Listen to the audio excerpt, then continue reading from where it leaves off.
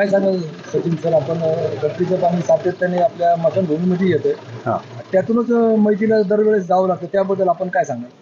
आम्ही गेली 2 महिन्यापासून नगरपालिकेशी या संदर्भात संपर्क करत आहोत की बाबा जे ड्रेनेज फुटलेलं आहे आणि त्या ड्रेनेजचं पाणी पूर्ण खाली येत आहे आणि त्यातूनच सगळं त्या ड्रेनेजचं पाणी आता आपण पाहत असाल स्मशानभूमीपर्यंत आतमध्ये जात आहे पाणी.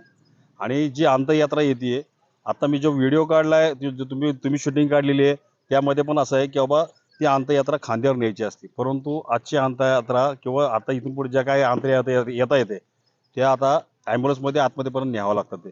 कारण खांद्यावर नेण्यासारखी परिस्थिती नाही, कारण पूर्ण घाणीचं पाणी या स्मशानभूमीपर्यंत येतं आहे.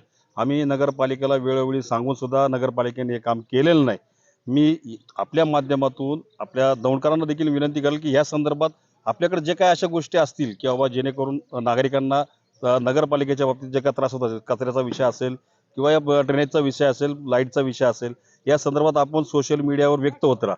तुम्हाला जरी नगरपालिकेत जरी जाता नाही आलं तरी या सोशल मीडियाच्या माध्यमातून आपण लोकांपर्यंत पोहोचा. आपल्या समस्या सांगण्याचा प्रयत्न करा. निश्चितपणाने हे काम जर नाही झालं 2 दिवसात तर मी पुढची अंत्ययात्रा 100% मी नगरपालिकेमध्ये ती अंत्ययात्रा आणणार आणि त्याला सर्वस्वी जबाबदार हे नगरपालिका प्रशासन असेल. भाऊ, नागरिकांच्या नेमक्या प्रतिक्रिया काय आहे? पाणी सातत्याने येतंय, त्या आपल्या भीमा नदीच्या पात्रात देखील आणि दहावीच्या घाटावर देखील हाच घाण पाणी जातोय. हेच त्याबद्दल नागरिकांचे काय प्रतिक्रिया आहे? नागरिकांच्या तर इथून येताना शिव्या देतात ते, कारण ज्या अंत्ययात्रा येणाऱ्या दशक्रिया विधीला सकाळी साधारणतः रोज म्हणलेलं एक दिवसाआड साधारणतः 1,500-2,000 हजार लोक या आपलं दशक्रिया विधीसाठी असतात आणि ते सगळेजण शिव्या देतात ते की या घाणीच्या पाण्यातून नदीपर्यंत जावं लागतं आणि त्या दशक्रिया विधीसाठी थांबावं लागतं. त्याच घाणीच्या पाण्यातून त्या दशक्रिया विधीला तिथं बसावं लागतंय. इतकी वाईट अवस्था नगरपालिकेने केली. आणि आता तिथं आम्ही जर गेलो की नवीन सीओ नाही आहेत, अमुक नाही आहे, तमुक नाही आहे, यांच्याकडे दिलंय. उडोउडीचे उत्तर नेहमीच नगरपालिकेकडून मिळत गेले.